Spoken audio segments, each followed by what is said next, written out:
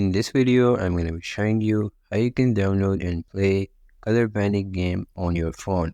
So first of all, what you're going to do is you're going to go ahead and open Play Store or App Store on your phone. After that, you're just going to tap on your search box at the very top of your screen, and then you're going to type in here for Color Panic. Once you have done that, you're just going to search for it. After that, you will be able to see here your game on the front page. So you're going to tap on that, and then just tap on install. Once you tap on install, you're just going to wait until your game has been installed into your device.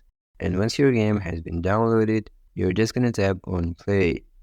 After that, you will be able to select here the mode in which you want to play. I'm going to go for easy right now. So it's actually simple to play this game.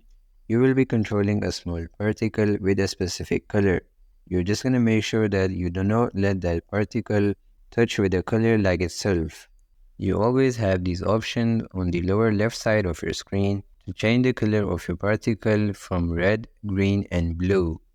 Just move that particle by touching on the screen, but once it touches with a color like itself, the game is over.